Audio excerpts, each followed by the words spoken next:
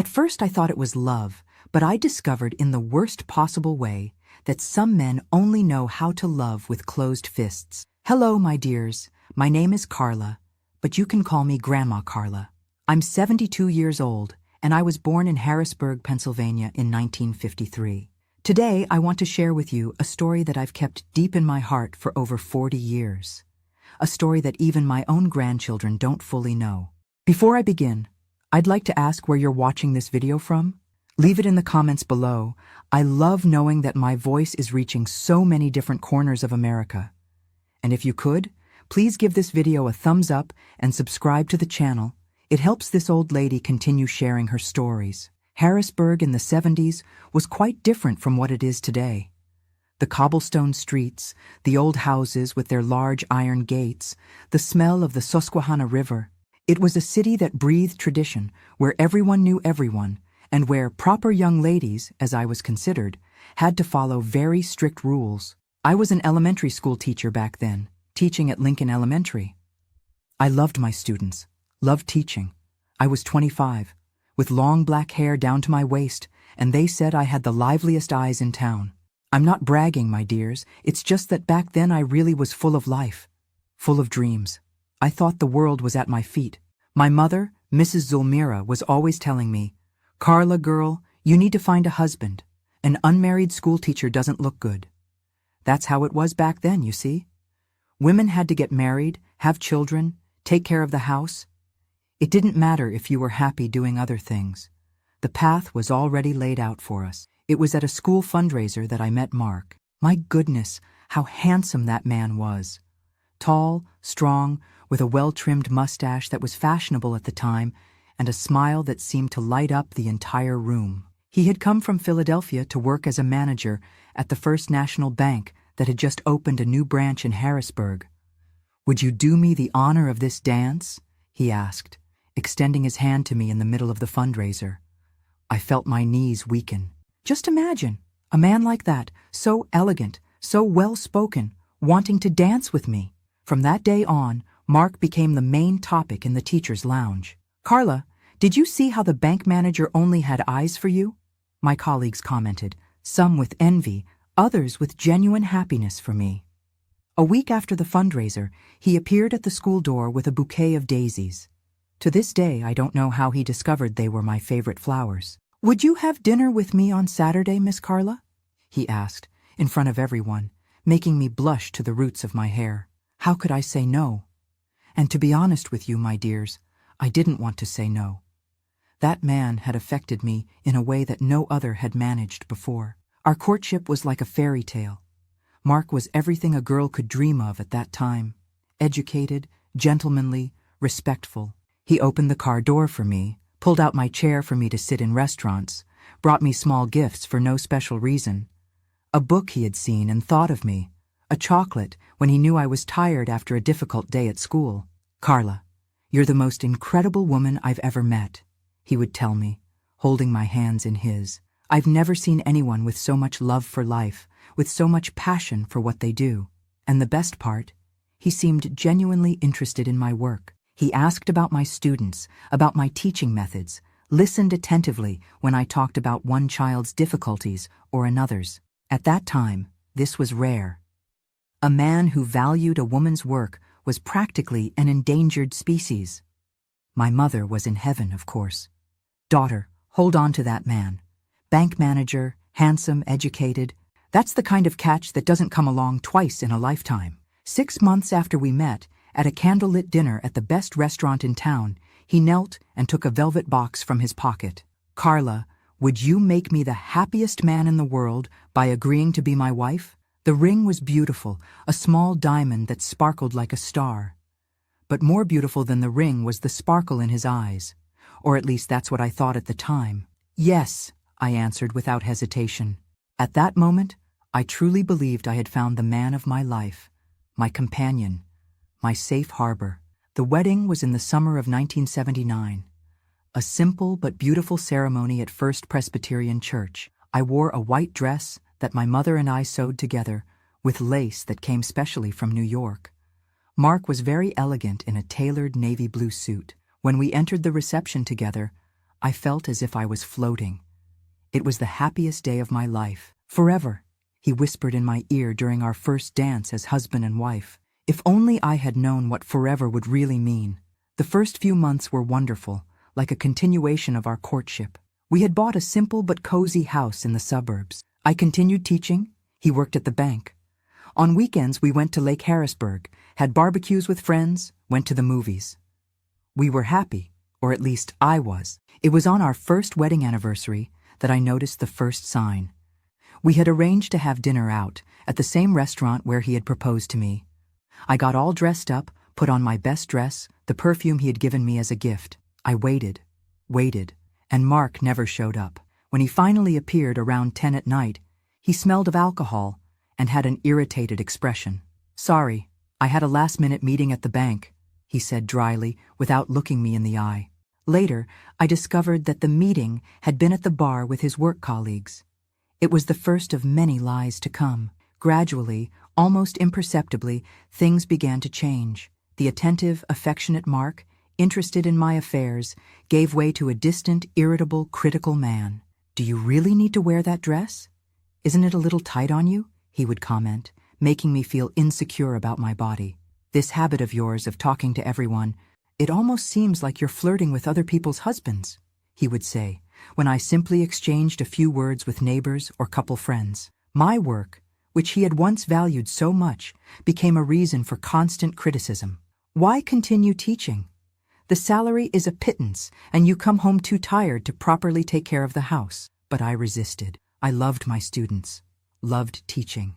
It was the only thing that made me feel I was still myself, the Carla that existed before being Mark's wife. In 1982, I became pregnant with our first and only child, Raphael.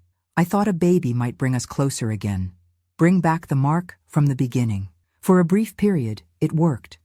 During pregnancy, he went back to being attentive, concerned, present. He fixed up the baby's room, went with me to doctor's appointments, massaged my swollen feet at night. "It's going to be a boy, I'm sure," he would say, running his hand over my belly. "Strong like his father." And it was a boy indeed. Raphael was born on a spring morning, healthy, with his father's eyes and my upturned nose. Mark seemed like the proudest man in the world when he held his son for the first time. "My champion," he whispered, kissing the baby's forehead. But the honeymoon was short-lived. With sleepless nights, diapers to change, the baby crying, Mark's irritation returned in full force. "Can't you make that boy stop crying? How am I going to work tomorrow without sleeping properly?" he would complain, going to sleep in the living room when Raphael had colic and cried all night. It was during this time that the first aggressions began. Not physical, not yet. They were words, looks, heavy silences that hurt more than slaps. "Look at the state of this house. It doesn't even look like you stay here all day. What do you do, huh?" What did I do? I took care of a baby, breastfed every 3 hours, washed mountains of dirty baby clothes, tried to cook, clean, be a good mother and a good wife, all at the same time, alone, without help. Gradually, I began to close myself off, to keep quiet, trying not to provoke that constant irritation. I learned to predict what might bother him and avoided doing anything that could trigger it. The house always impeccable, dinner always ready at the right time, the baby always clean and calm when he arrived. It was like walking on eggshells all the time. When Raphael was about 2 years old, I needed to go back to teaching. Mark's salary, although good, wasn't enough, or at least that's what he said. Later I discovered that a good part of the money went to alcohol, gambling, and, well, other women. Going back to the classroom was like breathing again after being submerged for a long time. Among the children, with my books and notebooks, I returned to being myself, not the frightened shadow I had become at home, but teacher Carla, confident, cheerful, respected. I think that's what he couldn't stand. Seeing that, outside the house, away from him, I could still be happy. The accusations of betrayal started soon after. For no reason at all, without the slightest evidence. "Who is he?" Mark would ask out of nowhere while we were having dinner. "The principal? Some student's father? Tell me, Carla, who is the man who's eating my food, sleeping in my bed?" "There's no one, Mark. I've never cheated on you. I would never cheat, but it didn't help. When suspicion enters a relationship, it's like a poison that contaminates everything. He began to show up unexpectedly at school, to follow me when I went out with friends, to go through my bag, to read my lesson planning notebooks looking for non-existent notes. And then, one night in 1986, the first physical aggression happened. I had gone to a parent-teacher meeting that extended beyond what was planned. When I got home, Mark was already waiting for me at the door, his face red with anger, his eyes bloodshot from alcohol. "Where were you, you slut?" he shouted, grabbing my arm so hard that it left purple marks. "At school, Mark! At the meeting! You knew about this!" "Liar!" he yelled. And then came the first slap, strong, unexpected, which made me fall to the floor of the living room. I stayed there, paralyzed by shock, feeling the metallic taste of blood in my mouth. I couldn't believe that was happening, that the man who had once promised me eternal love was now raising his hand against me.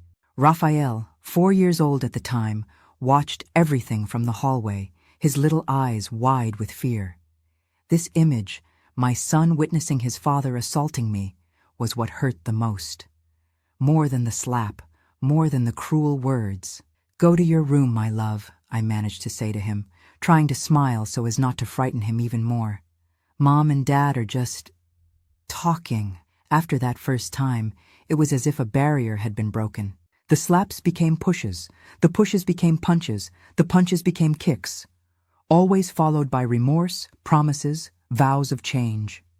"Forgive me, my love, I don't know what came over me," he would say the next day, bringing flowers, chocolates, gifts. "It will never happen again, I swear on my life." And I believed him, or pretended to believe. Because what else could I do? It was the 80s, in a small town, with a young child to raise. Where would I go? How would I support myself?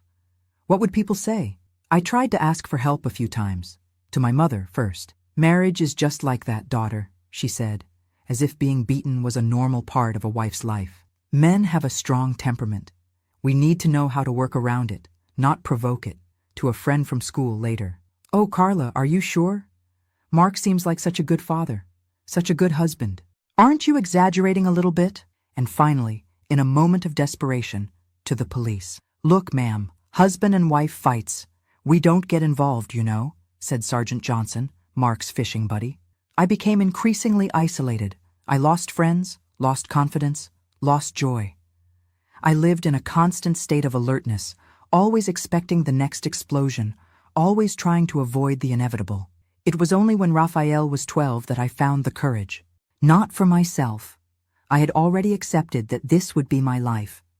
But for him, because I realized I was raising a son in a toxic environment, teaching him that love and violence could go hand in hand, that it was normal for a man to hit a woman. One night, after another session of screaming and slapping because dinner wasn't the way Mark wanted, Raphael came into my room while I was crying, trying to hide my black eye with makeup. "Mom," he said, with a seriousness that no child should have, "we need to leave. Dad will end up killing you one day." It was like a slap. Another one. But of reality. My son. My boy. Seeing what I could no longer see. That I was in a relationship that could cost my life. That same week, while Mark was on a business trip, later I discovered he was with his mistress in Atlantic City, I packed our things, took the savings I had been hiding for years in a false bottom of the sock drawer, and fled with Raphael to my sister's house in Pittsburgh. The divorce was a war. Mark used all his power, his connections, his money, to make me look like a crazy woman, a negligent mother, an ungrateful wife. But I had evidence, photos of the bruises, witnesses to the verbal abuse, even a recording of one of his rage explosions that Raphael had made secretly with a tape recorder. After almost a year of legal battle, I got the divorce and custody of my son. Mark kept the house and almost all the assets, but I had my freedom. And that, my dears, was priceless. We started from scratch in Pittsburgh. I got a job at a public school, rented a small but cozy apartment, made new friends. Raphael, free from the toxic environment, flourished, started smiling again, playing, being a child. For 10 years I had no news of Mark beyond what was necessary regarding issues related to Raphael. I heard, through mutual acquaintances, that he had remarried and divorced shortly after, that he continued at the bank, that he had been promoted, that he continued drinking. Gradually, the wounds healed. They didn't disappear. Some marks remain forever, but they stopped hurting constantly. I began to feel beautiful, intelligent, capable again.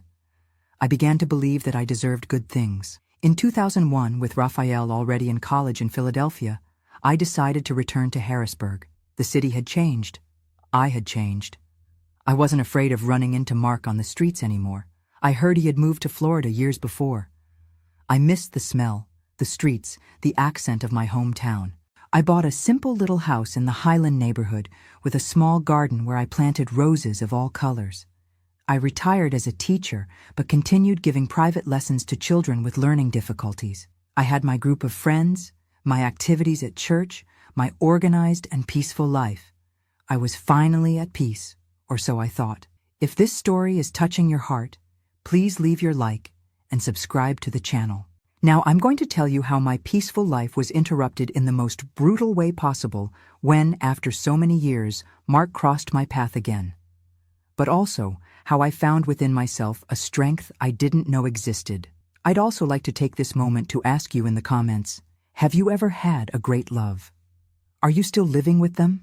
Tell me in the comments because I'm quite curious. Many of you must be wondering how a man who seemed so perfect turned into the monster I described. I'll now tell you how I realized I had married a stranger, not the man I met. The first signs appeared so subtly that I didn't even notice. Like that story about the frog in the pot, you know? If you throw a frog into boiling water, it jumps out right away. But if you put it in cold water and heat it up slowly, the poor thing doesn't even realize it's being cooked alive. That's how it was with me. It started with small comments about my clothes. Isn't that dress a bit too showy for a teacher, Carla? Then came criticisms of my way of talking, laughing, behaving in public. Do you really need to tell all these school stories at dinner? Nobody's interested. Mark had two personalities. In public, he continued to be the perfect husband, attentive, polite, affectionate. Everyone in Harrisburg thought I had won the marriage lottery. How lucky you are, Carla. Mark is such a special man. If only they knew what happened when the doors closed. I remember a dinner at the regional bank manager's house in 1981. Mark was particularly nervous that day. It's an important opportunity, he repeated while getting ready. Don't ruin everything. I had spent the entire afternoon preparing. Hair done at the salon, the navy blue dress he thought was appropriate, discreet makeup as he preferred. I even mentally rehearsed the allowed topics. Nothing about school, nothing about politics, nothing that might seem like I had my own opinion. During dinner, the regional manager, Mr. Patterson, a bald gentleman in his 50s, asked me about my work. I got a little animated and told him about a reading project I was developing with my students. Mr. Patterson seemed genuinely interested, asking questions, praising the initiative. On the way home, as soon as we got in the car, Mark exploded. You just can't keep your mouth shut, can you? Had to show off, showing that you're a teacher, that you have ideas, that you're intelligent. But he asked Mark, what did you want me to do? Be rude? The slap came so hard that my head hit the car window. I wanted you to be discreet, to let me shine. It was my night, my chance for promotion. I arrived home with a split lip and the certainty that this was not the man with whom I had dreamed of building a life. The assaults gradually got worse. What started with slaps evolved into punches, kicks, shoves against the wall. Mark was careful to hit where the marks wouldn't show. On the stomach, back, thighs. When he accidentally left a visible mark, I made up excuses. I hit my face on the cabinet door, I explained to my principal when I showed up with a black eye at school. She looked at me for a long time, a look that said she didn't believe a word, but also didn't know how to help. Be careful, Carla. Those cabinets, they're treacherous. In 1984, I discovered the first betrayal. Mark was taking a shower when his cell phone, an expensive novelty at the time, rang. I answered without thinking. Hi, honey. Everything okay? I miss you. When will we see each other again? The voice was young, sweet, confident. I hung up without answering. When I confronted Mark, The reaction was explosive. "Now you're snooping through my phone? Who do you think you are? I'm your wife, and you're cheating on me." The beating that day was so violent that I couldn't go to work for a week. I told the school I had fallen down the stairs. Another lie to protect the monster who lived in my house.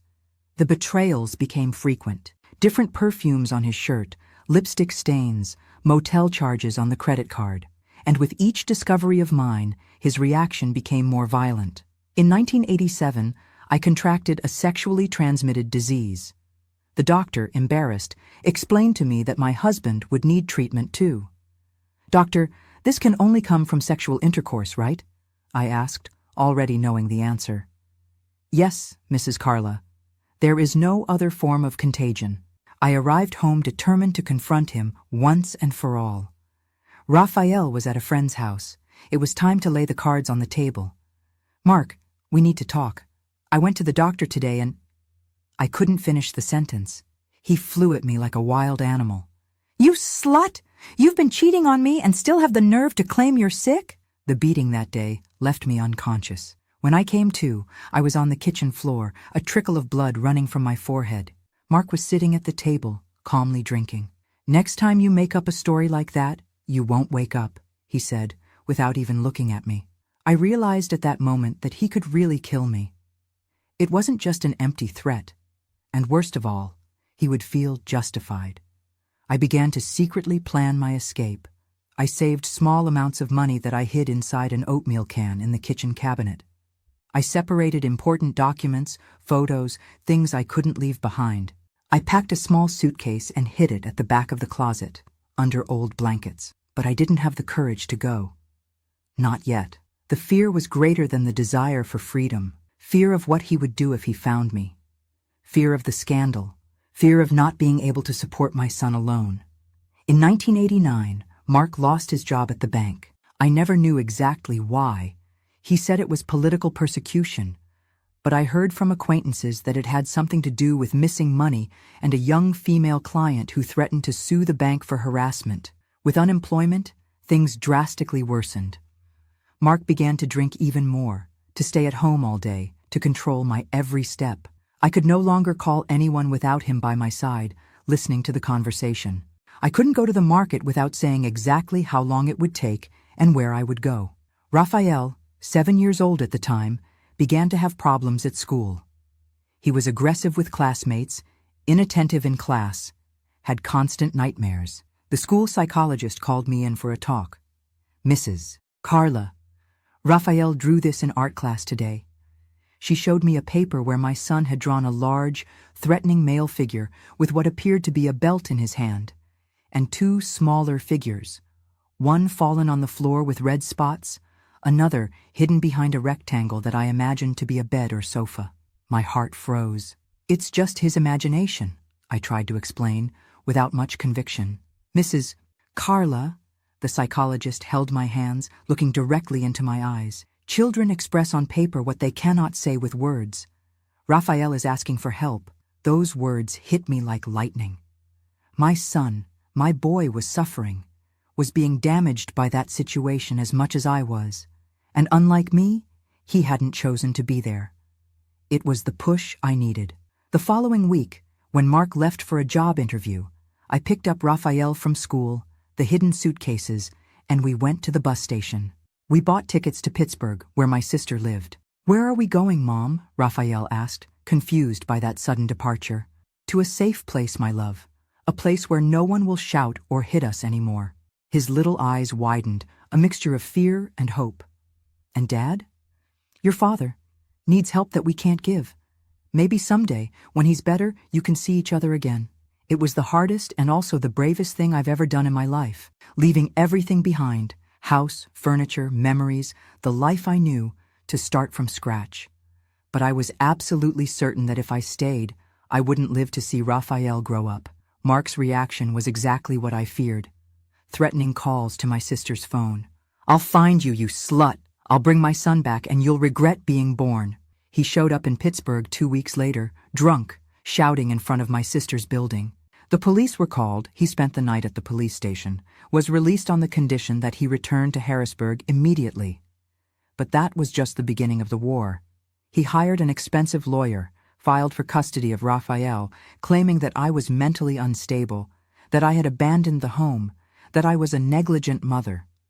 Luckily, my sister knew a lawyer who agreed to represent me, charging only what I could afford. Dr. Nestor was an elderly gentleman with vast experience in family law and an even bigger heart. "Mrs. Carla," he told me at our first meeting, "don't worry. The truth always comes out in these situations, and your truth is stamped on your son's face." The process was long and painful. I had to relive every abuse, every humiliation, every mark. Raphael, at only 8 years old, had to speak with social workers, psychologists, the judge. It was an ordeal for all of us. But Dr. Nestor was right. The truth came out. Former neighbors testified to having heard screams, crying, sounds of aggression. Doctors confirmed old injuries consistent with domestic violence. The school psychologist presented the drawings and reports on Raphael's behavior. And most importantly, my son, with a courage that moved me, told his truth. "My father hit my mother almost every day," he told the judge, his voice trembling but firm. "I would hide under the bed, but I could still hear everything." In September 1990, we left the courthouse with custody granted to me. Mark would have the right to bi-weekly visits, always supervised by a social worker. He never showed up for any of them. For years, we had no more news of him, except for occasional rumors. That he had gone back to work in banking, but in a lower position. That he had remarried and divorced shortly after. That he was having health problems because of drinking. I rebuilt my life in Pittsburgh. I got a job as a teacher, made new friends, even started going out with a coworker. Nothing serious, just a coffee here, a movie there. I was learning to trust again, to smile without fear, to be myself. Raphael grew up strong, intelligent, kind, the opposite of his father in every way. On the rare occasions when we touched on the subject of Mark, he would say, "Mom, he taught me one important thing, the kind of man I never want to be." In 2001, with Raphael already in college in Philadelphia studying engineering, I decided it was time to return to my roots. Harrisburg had been the scene of my nightmare, but it was also my hometown, where I grew up, where I had good memories of childhood and youth. I bought a simple house in the Highland neighborhood, far from the house where we had lived with Mark. A place of my own, with a small garden where I planted roses of all colors, a luxury I could never have during the marriage, as he thought it was a waste of money. I retired as a teacher, but continued giving private lessons to children with difficulties. It was a simple, quiet, happy life in its own way. I had my friends, my crafts group at church, my plants, my books. I talked to Raphael almost daily on the phone, and he came to visit whenever he could. In 2003, I heard from an old acquaintance that Mark had returned to Harrisburg. He was sick, liver cirrhosis, a consequence of years of alcoholism, and had come to stay with an older brother who still lived in the city. I felt a strange mixture of emotions upon receiving the news. It wasn't hatred, nor fear. Perhaps a kind of distant pity, as if he were a character in a sad story I had read a long time ago. "Are you okay with that?" my friend asked, concerned. "I am," I answered, and it was true. This city is big enough for both of us. What I didn't know was that Harrisburg wouldn't be big enough to keep a distance from the man who had destroyed so many years of my life. And that even sick, aged, apparently defeated by life, Mark still harbored within himself the same monster as always, just waiting for the right moment to reappear. Starting over at 37 wasn't easy. I had only a suitcase of clothes, some hidden savings, and a traumatized son to raise. But when we arrived in Pittsburgh, at my sister Helen's house, I felt for the first time in years that I could breathe without fear. "Welcome to your new life," Helen said, as she opened the door to the small 2-bedroom apartment where she lived alone since her separation. Not many explanations were necessary. She had always suspected something was wrong in my marriage, even with all my skill at hiding the marks and forcing smiles. The apartment was cramped for 3 people, but it seemed like a palace compared to the house of horrors where I lived with Mark. There were no shouts, no doors slamming, no sound of heavy footsteps announcing danger, just the comforting silence of peace. Raphael slept with me in the guest room.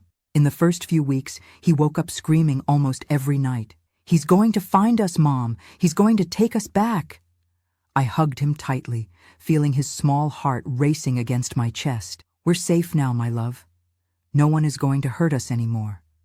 It was a promise I wasn't sure I could keep, but I repeated it with all the conviction I could muster. Pittsburgh was a university town, vibrant, full of opportunities. Helen worked as a nurse at the university hospital, and through her contacts, I got an interview for a substitute teacher position at a public school. I remember how nervous I felt that morning. I carefully chose my only interview outfit, a navy blue skirt and a simple white blouse that I had brought in the suitcase. Helen lent me a pair of shoes and a discreet necklace. "You're going to nail it," she said, as I looked at myself in the mirror, trying to recognize the woman staring back at me. She was no longer the confident young woman from before the marriage, nor the frightened shadow of the last years with Mark. She was someone in between, trying to rebuild herself. The school principal, Mrs. Jenkins, was a lady in her 60s, gray hair pulled back in a severe bun, thick framed glasses on the tip of her nose. She analyzed my resume for long minutes while I tried to control the trembling in my hands. 10 years of experience in Harrisburg. Good references, she murmured, without raising her eyes from the paper. "Why did you leave there, Miss Carla?" The question I feared. I had rehearsed various answers the night before, all avoiding the complete truth. Family matters. Needed a change. Came to accompany my sister. But sitting there, before that woman who seemed to see through my rehearsed words, I decided to risk the truth. I fled from an abusive marriage, Mrs. Jenkins. My ex-husband had been abusing me for years. I left with just my son and what fit in a suitcase. I'm starting from scratch. She slowly removed her glasses, her eyes now fixed on mine. For a moment, I thought I had made a terrible mistake, that she would judge me unstable, problematic, a bad influence on the students. "My dear," she finally said, her voice softening in a way that didn't match her austere appearance. "You're not starting from scratch. You're starting with 10 years of experience, with your courage, with your ability to protect your son. That's worth more than any diploma." I started working the following week. A 4th grade class, 30 curious and noisy children who quickly became my safe haven. In the classroom, I was still Miss Carla, competent, creative, respected. There, for a few hours a day, I could forget I was a woman fleeing from her own past. The salary wasn't much, but with Helen's help with expenses, we managed to get by. In 3 months, we had saved enough to rent a small apartment near the school, just 1 bedroom, a tiny living room, and a kitchen that barely fit 2 people. But it was ours. A safe space, just ours. The first night in our new home was magical. We had a picnic on the living room floor, since we didn't have a table yet, eating sandwiches and drinking soda straight from the bottle, something Mark would never allow. "We're on an adventure, aren't we, Mom?" Raphael asked, his eyes shining with a joy I hadn't seen in a long time. "Yes, my love. The biggest adventure of our lives." But not everything was rosy. The divorce process was a cruel battle. Mark used all the resources at his disposal to destroy me. He hired one of the most expensive lawyers in Harrisburg, made absurd accusations about my mental health, my ability as a mother, my morals. "She abandoned the home without reason. She ran away with my son. She has a lover in Pittsburgh," he would shout in the courthouse corridors when we met for hearings. Dr. Nestor, my lawyer, an elderly gentleman with decades of experience in family law, advised me to stay calm. "Let him show who he really is, Carla. The truth always comes out." And it did. During a particularly tense hearing, when Mark was shouting increasingly absurd accusations, the judge called for silence and addressed him. "Mr. Mark, you are exhibiting exactly the behavior that your ex-wife describes in her testimonies. Aggressiveness, emotional instability, tendency to intimidate. You're making this court's job much easier." It was a small victory that gave me strength to continue fighting. Raphael, at only 8 years old, went through evaluations with psychologists, social workers, the judge. It was painful to see him having to talk about the terrible things he witnessed, but his courage also filled me with pride. "My father hit my mother," he said during a session with the court psychologist, his voice small but firm. "I saw blood many times. She said she had fallen, but I knew it was a lie." In September 1990, After almost a year of legal battle, the judge granted me permanent custody. Mark would have the right to bi-weekly visits supervised by a social worker. "I don't want to see him," Raphael said when I told him about the visits. "I'm afraid." "You don't need to be afraid, my love. There will always be someone with you, and if you don't want to continue, we can ask the judge to review this." But it was never necessary. Mark didn't show up for any of the scheduled visits. It seemed that once he could no longer control me, he lost interest in his own son. The following years were ones of reconstruction. Slow, sometimes painful, but steady. From substitute teacher, I became permanent. We rented a larger apartment in a better neighborhood. I managed to buy a used car, a freedom I never had during the marriage, since Mark wouldn't allow me to drive. "It's too dangerous for women," he would say. But in truth, it was just another way to keep me dependent, isolated. Raphael adapted well to the new school, made friends, started practicing martial arts, something that helped him a lot to channel the anger and fear he still carried inside. Gradually, the nightmares diminished, the frightened expression giving way to more frequent smiles. I was healing too.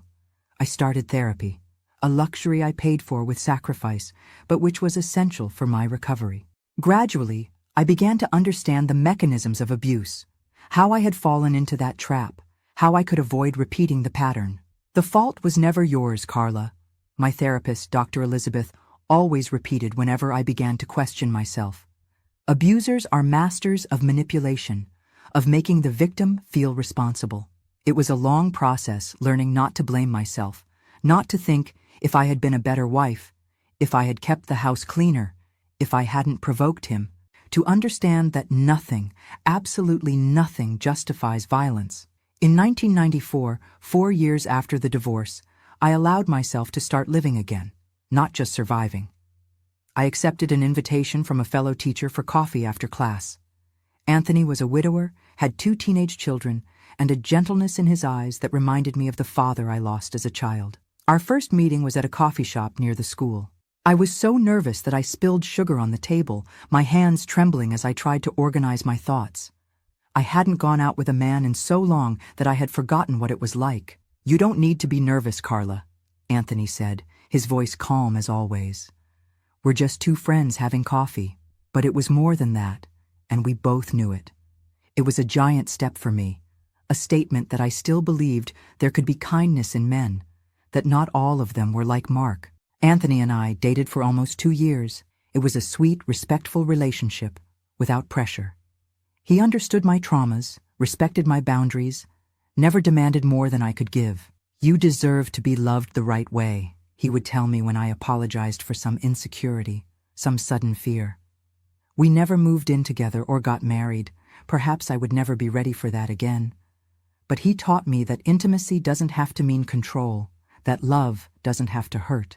In 1997, Raphael was accepted to Carnegie Mellon University for civil engineering. I'll never forget his illuminated face when he saw his name on the list of accepted students. "I did it, Mom. I did it." I hugged him tightly, tears flowing freely down my face. That frightened boy who fled with me with a suitcase of clothes was turning into a brilliant, strong, upright man, despite everything, or perhaps because of everything we had lived through. It was around this time that I began to feel the call to return to my roots. Harrisburg was no longer the scene of my nightmare. It was the city where I was born, where I had happy moments before Mark, where I still had childhood friends, cousins, aunts. "Are you sure, Mom?" Raphael asked, worried when I told him about my desire to return. "What if he's still there? I'm not going to live in fear forever, son. I've already given him too much power over my life." In 2001, with Raphael already settled in an apartment near the university, I decided it was time. I made arrangements for my early retirement as a teacher. The years of contribution in Harrisburg, plus the years in Pittsburgh, guaranteed me this right. Anthony and I said goodbye with affection and the promise to keep in touch. His children were already on their way in life, and he was planning to move to the coast soon to fulfill the dream of a bed and breakfast by the sea. "You'll be fine, Carla," he told me at our last meeting. "You're the strongest woman I've ever met." I returned to Harrisburg on a spring day in 2001. The characteristic smell of the city, a mixture of the Susquehanna River with the sweet scent of the chocolate factory, hit me as soon as I got off the bus. It was as if time had stood still in many ways. With my small savings and the money from selling the car, I managed to buy a simple house in the Highland neighborhood, far from the area where I lived with Mark, where I could truly start from zero. The house needed renovations, but it had a sunny backyard where I started planting a garden, something I always wanted and never could have during the marriage. Roses, sunflowers, lavender, herbs for tea. My own little paradise. I started giving private lessons to supplement my retirement. Children with learning difficulties, teenagers needing reinforcement for college entrance exams.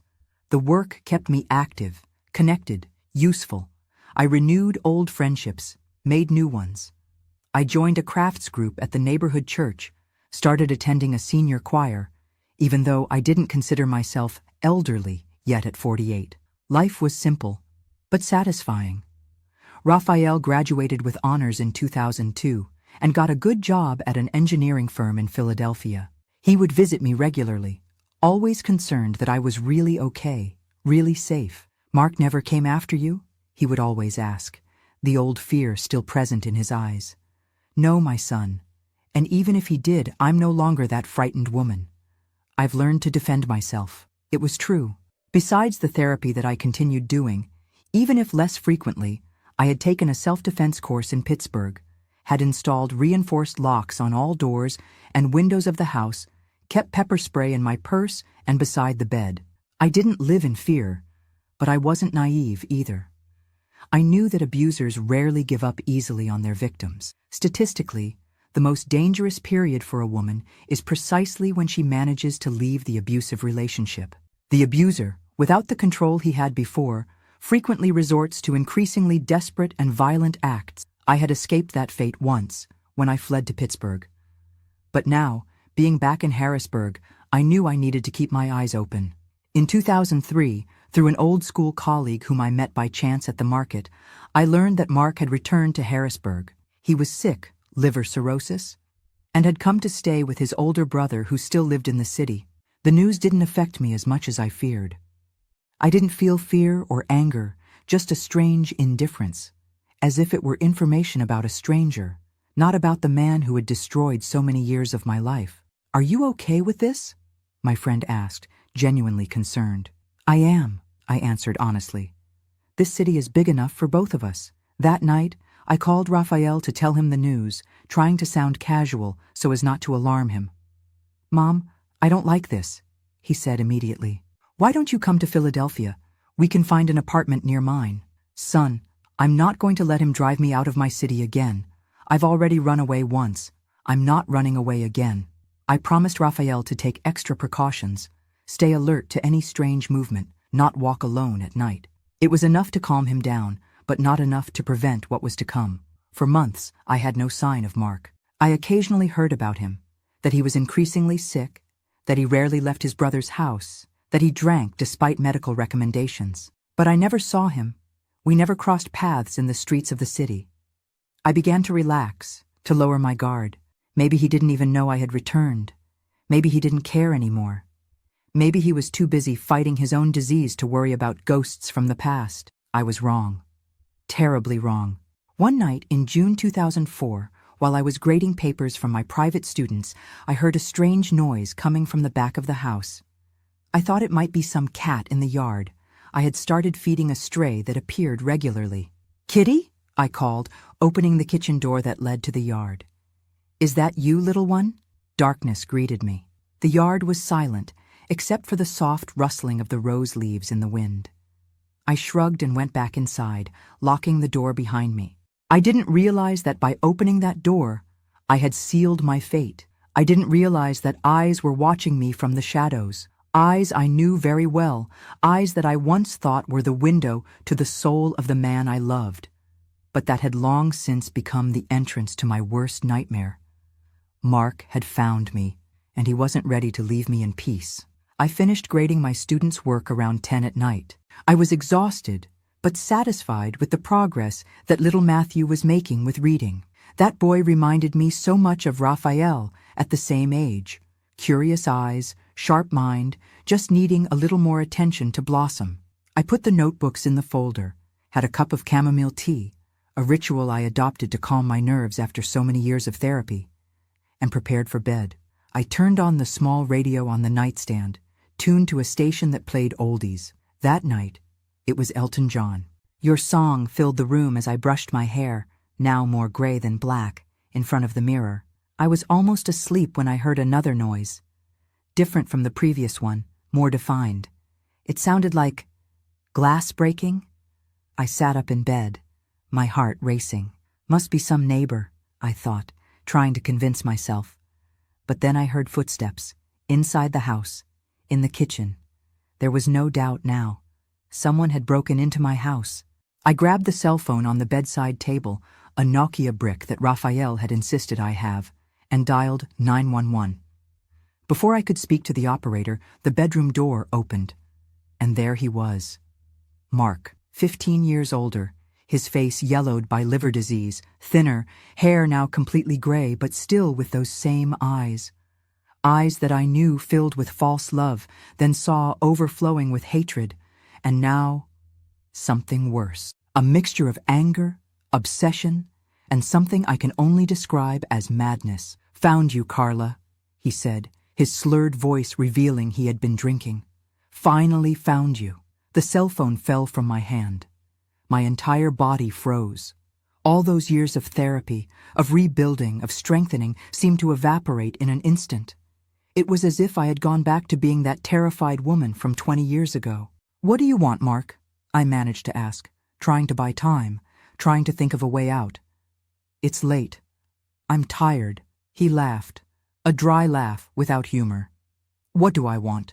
What do I want?" he repeated, advancing a few steps. "I want you to pay for what you did to me." "What did I do to you?" I asked, genuinely confused. "You ruined my life," he shouted, punching the wall beside him. "You humiliated me, made me lose my son, my job, my respect." The inversion was so absurd that for a moment I almost laughed. It was so typical of abusers to blame their victims, to transform themselves into martyrs in their own distorted narrative. "You ruined your own life, Mark," I replied, finding courage from I don't know where. "With your choices, your violence, your alcoholism." It was the wrong thing to say. His face contorted with rage, and he lunged at me. I tried to run, but the bedroom was small. There was nowhere to go. He grabbed me by the arms, his fingers digging into my flesh with enough force to leave marks. "You're going to listen to me now, you slut. You're going to hear everything I've kept inside for 15 years. The smell of alcohol on his breath was nauseating, mixed with the characteristic odor of the disease consuming him. I tried to break free, but he was still much stronger than me, despite his age and deteriorated health. "Let me go, Mark. I already called the police. They're on their way," I lied, trying to scare him. He laughed again. "The police? You still think they're going to help you? You never learned, did you?" With a sudden movement, he threw me onto the bed. I fell on my back, the air escaping from my lungs with the impact. Before I could catch my breath, he was on top of me, one hand squeezing my throat, the other tearing my nightgown. "I'm going to teach you a lesson you'll never forget," he growled, his face so close to mine that I felt drops of saliva spraying on my face. At that moment, something broke inside me. Not out of fear, but out of anger. Anger for everything he had done to me. Anger for all the stolen years. Anger because he thought he still had the right to touch me, to hurt me. "No!" I shouted, gathering all the strength I had in my body. "Never again!" I managed to raise my knee forcefully, hitting him between the legs. He howled in pain, loosening his grip on my neck. It was enough for me to wriggle free, rolling to the side of the bed. But he recovered quickly. He grabbed my ankle when I tried to run to the door, pulling me back. I fell to the floor, hitting my chin hard. The metallic taste of blood filled my mouth. "You're going to pay for that, you cow!" he shouted, dragging me across the floor as if I were a sack of potatoes. I fought like I had never fought before. I kicked, scratched, bit.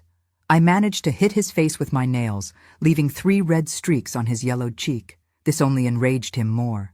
He slapped me so hard I saw stars, then another, and another.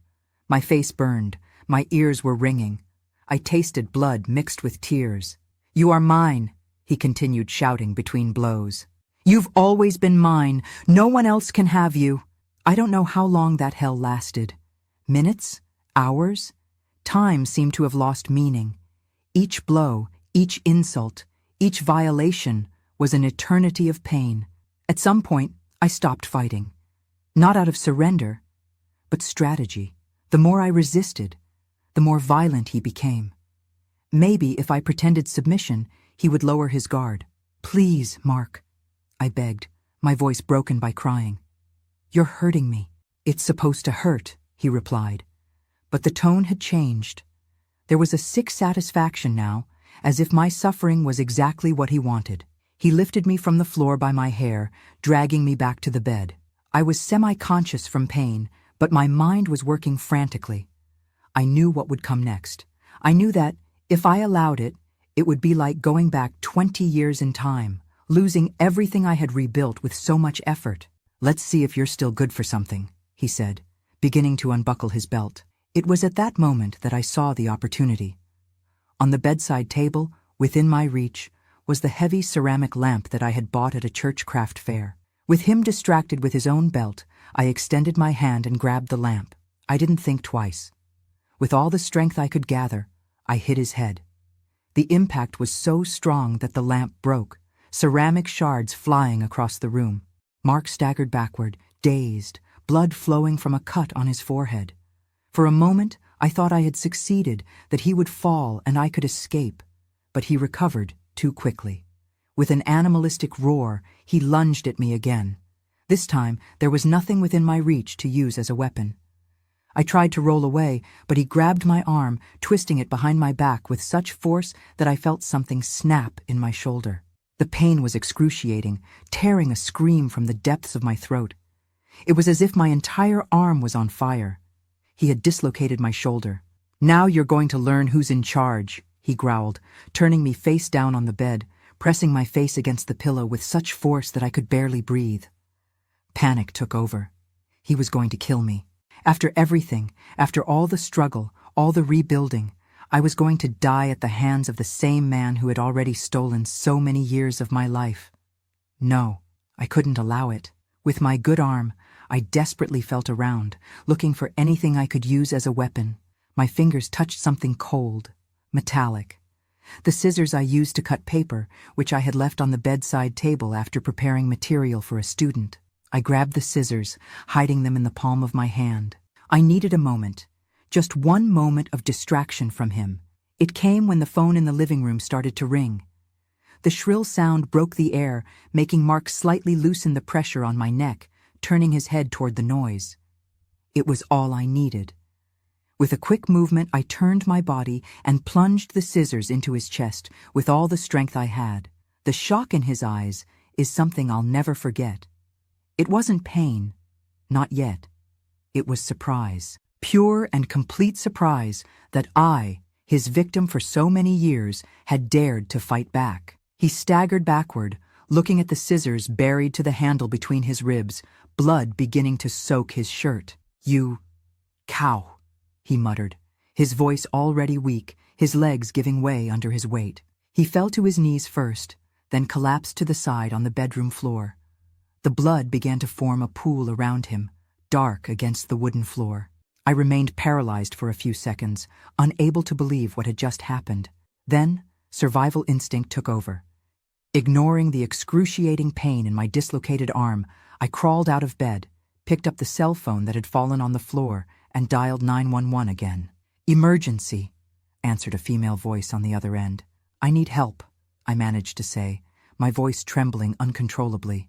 "My ex-husband broke into my house. He attacked me. I stabbed him. There's a lot of blood." I gave my address between sobs, and the operator assured me that police and an ambulance were on their way. "Stay on the line with me, ma'am. Don't hang up." I looked at Mark lying on the floor. His eyes were open, fixed on me, but the gleam of hatred had disappeared. He seemed empty. His breathing was shallow, spaced out. Part of me wanted to help him, staunch the bleeding, do something. After all, despite everything, he was the father of my son. We had shared a life, even if filled with pain. But another part, The part that had fought for decades to survive, to rebuild, knew that approaching him would be risking my own life. Even wounded, even dying, he was still dangerous. I stayed in the farthest corner of the room, the phone pressed against my ear, my eyes fixed on him, ready to run if he moved. He didn't move. Even before the police arrived, Mark stopped breathing. His eyes, those eyes that once made me believe in fairy tales, became glazed, lifeless. The police arrived first, then the ambulance. The house was soon full of people, police officers taking photos, paramedics confirming the death, curious neighbors gathered on the sidewalk. I was taken to the hospital to treat my dislocated shoulder and other injuries. The doctor on duty, a young man of no more than 30, looked at my body covered in bruises and cuts with an expression that mixed horror and compassion. "Ma'am, I need to document these injuries," he said gently. "For the process, of course. I had killed a man. Even in self-defense, even after everything he did, I had taken a life. There would be consequences." At the police station, after being medicated, I gave my statement. I told everything. Not just about that night, but about the 20 years of abuse, about the escape to Pittsburgh, about the difficult divorce, about my return to Harrisburg. The detective, a middle-aged man with deep circles under his eyes, listened in silence, occasionally taking notes. "Do you have evidence of the history of violence?" he asked when I finished my account. "I have the divorce proceedings, the medical reports from that time, my son's testimony, witnesses in Pittsburgh and Harrisburg," I replied, exhausted but determined. "And I have this." I pointed to my body marked again by that man who swore to love me. I was released the following morning, after paying bail. The case would be investigated. There would be a trial. But the detective made it clear that everything indicated self-defense. As I left the police station, I found Raphael waiting for me. He had driven all night from Philadelphia after receiving the call from the police. "Mom," he shouted when he saw me, running to hug me carefully, aware of my injuries. "My God, look what he did to you." I hugged him with my good arm, the tears finally escaping after hours of emotional shock. "It's all okay now, son. All okay." But it wasn't. Not really. I had killed a man, the father of my son. And although it had been in self-defense, although he had deserved it 1,000 times over, something inside me had changed forever that night. The following days were a blur of testimonies, examinations, consultations with lawyers. Raphael insisted that I go live with him in Philadelphia, at least until the trial. "I can't stay here, son," I agreed, looking at the house that had become my refuge and was now stained by yet another terrible memory. "But I also can't stay in Philadelphia forever. I need to face this, resolve this." The investigation took 3 months. Testimonies were collected from everyone who knew our history. Former neighbors in Harrisburg, colleagues from Pittsburgh, doctors who had treated me over the years, even Mark's brother with whom he had been living. To my surprise, his brother testified in my favor. Mark never got over the divorce, he told the police. He drank more and more, talked about getting revenge on his ex-wife. When he discovered she had returned to Harrisburg, he became obsessed. I started hiding the car keys so he wouldn't go out at night, but that night, I didn't realize he had left. The autopsy revealed that Mark's liver was completely destroyed by cirrhosis. According to the medical examiner, even without the scissors wound, he probably wouldn't have lived more than a few months. "In a way, ma'am, you only accelerated the inevitable," said the coroner during his testimony, receiving a disapproving look from the prosecutor. The trial took place in February 2005, 8 months after that terrible night. The court was full. Cases like mine weren't common in Harrisburg, especially involving people known in the community as Mark and I were. My lawyer built a solid defense based on the documented history of violence, the physical evidence of the break-in and assault, and the witnesses who confirmed Mark's obsession. The prosecutor, a young man with evident political ambitions, tried to paint me as a vindictive woman who had lured her sick ex-husband into a trap. But his allegations fell apart when we presented the photos of my injuries from that night, the medical report confirming the dislocated shoulder, the broken teeth, the cuts and bruises all over my body. After 3 days of trial, the judge announced his decision. This court recognizes that the defendant acted in self-defense, fearing for her life after being brutally attacked in her own residence. All evidence confirms that there was no other viable option to preserve her physical integrity. I declare the defendant innocent of all charges. A murmur ran through the court. I looked at Raphael, seated in the first row, tears streaming down his face as he silently applauded. At Helen, my sister, who had traveled from Pittsburgh to be with me. At some former students, now adults, who had come to support Miss Carla. I was free, legally free. But emotionally, I knew I still had a long road ahead. I returned to therapy, now dealing not only with the trauma of abuse, but with the guilt of having taken a life, even in self-defense. My therapist, a lady from Philadelphia specializing in cases of severe trauma, helped me understand that what I felt was normal. "You're a good person, Carla," she would tell me. "Good people feel remorse, even when they've done nothing wrong. That's what differentiates them from people like your ex-husband." I sold the house in Harrisburg. I would never be able to sleep peacefully in that room again, and bought a small apartment in Philadelphia near Raphael. I started teaching again, this time adults in a literacy program. Slowly, I healed. Not completely. Some wounds are too deep to fully close, but enough to smile again, to find pleasure in small things, to believe that there was still a future for me. In 2007, Raphael married Julia, an environmental engineer he met at work. She was everything I could wish for my son. Intelligent, kind, strong, and most importantly, they had a healthy relationship based on mutual respect. "She makes me want to be a better man, Mom," Raphael told me on the eve of the wedding. "Like you always wanted me to be." The following year, my first granddaughter, Clara, was born. Holding her in my arms for the first time was like a rebirth. That small life, so perfect, so full of possibilities, was also a symbol that our family history would not be defined by violence and abuse, that we had broken the cycle. "She has your eyes, Mom," Raphael said as I rocked my little granddaughter. Eyes that see far ahead. In the years that followed, I dedicated myself to two things: my family and other women who, like me, lived or had lived in situations of abuse. I started as a volunteer at a shelter for women victims of domestic violence in Philadelphia. Later, with the help of Raphael and some friends, we founded a small nonprofit that offered free legal and psychological support.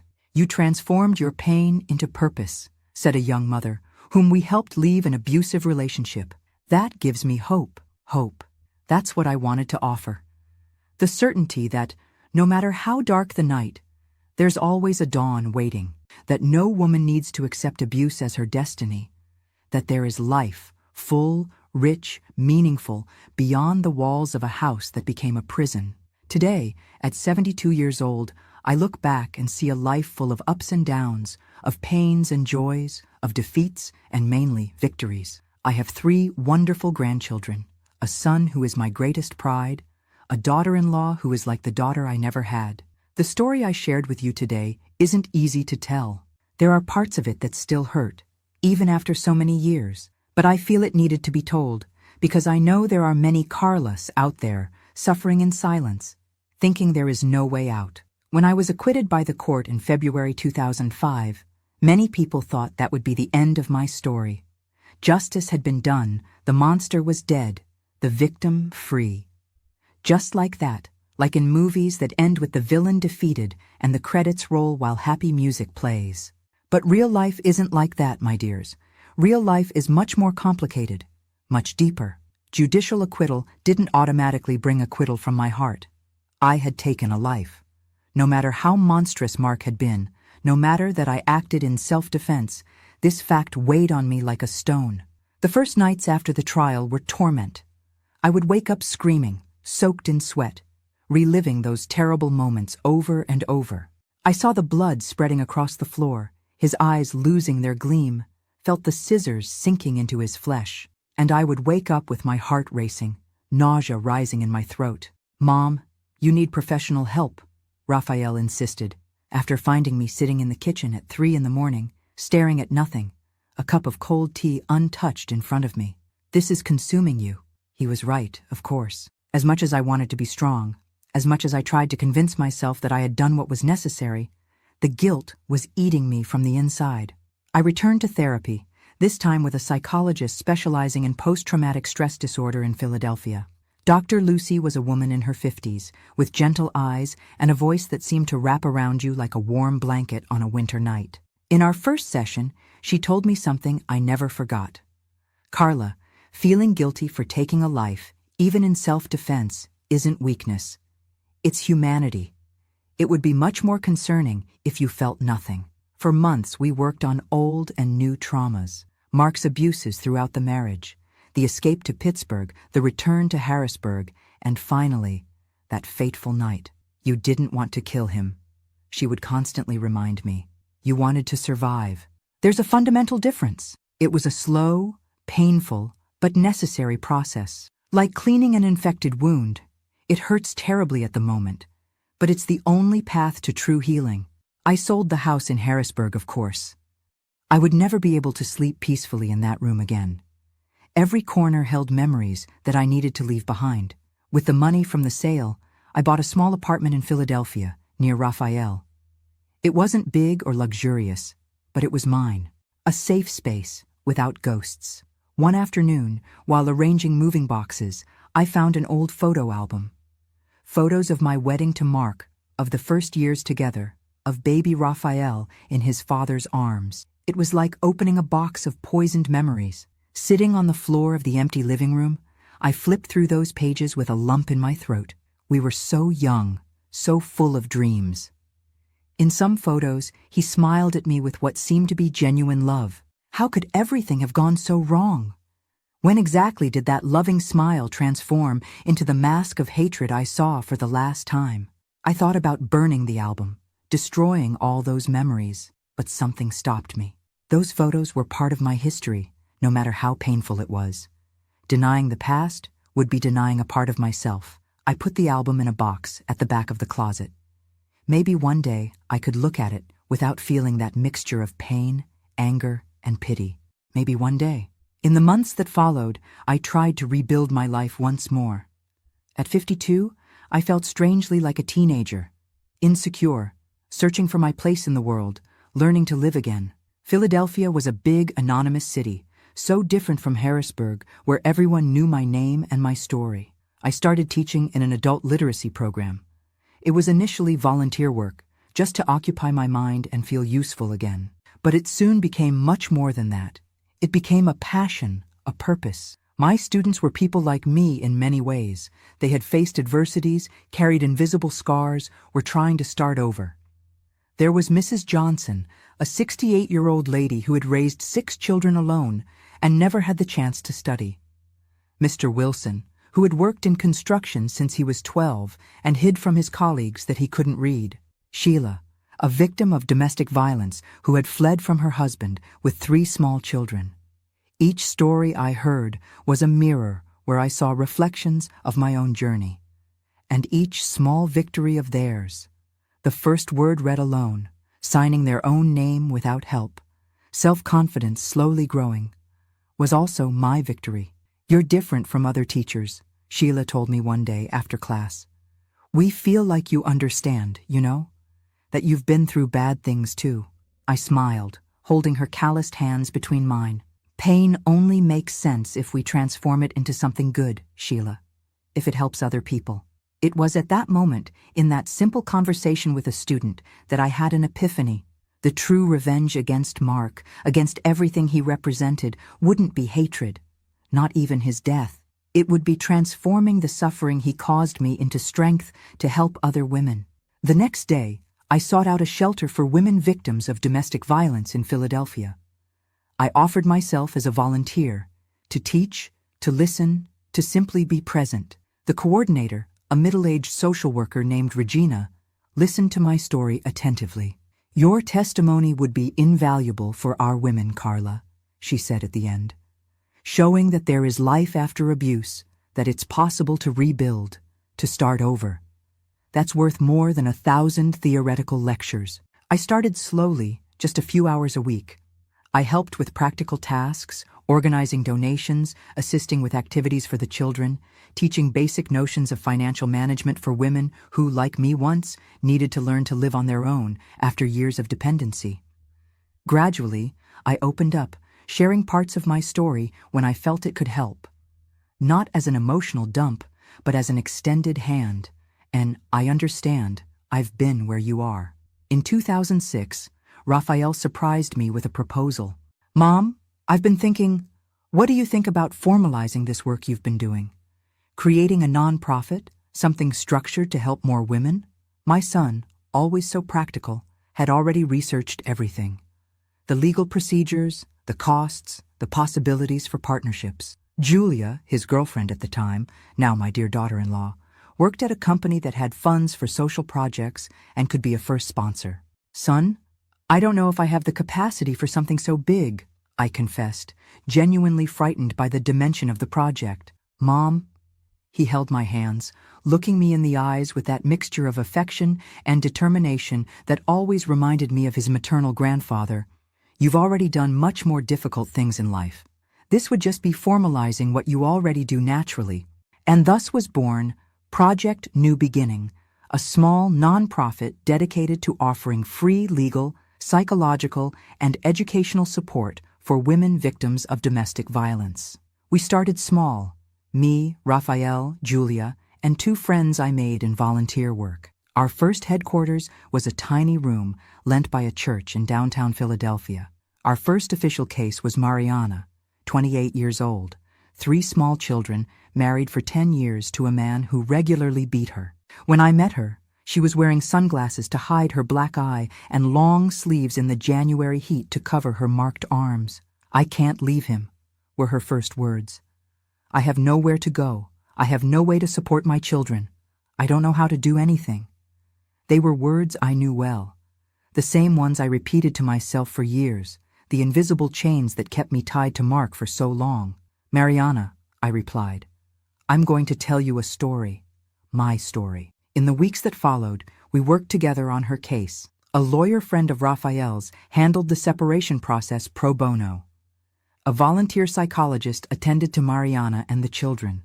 I helped her prepare a resume, train for job interviews, recover the confidence that abuse had shattered.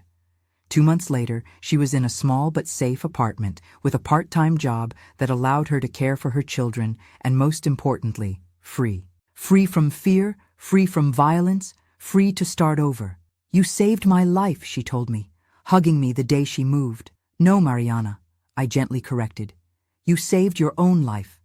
I just showed you it was possible. The success of Mariana's case brought others. One by one, women began to seek us out, often brought by friends we had already helped. Each story was unique. Each situation required a different approach. But the core was always the same.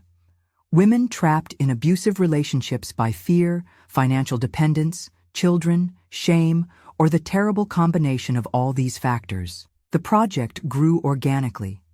In 2007, we secured a larger headquarters, permanent staff, partnerships with companies and public agencies. Raphael, trained in engineering but with a natural talent for administration, took care of the financial and structural part.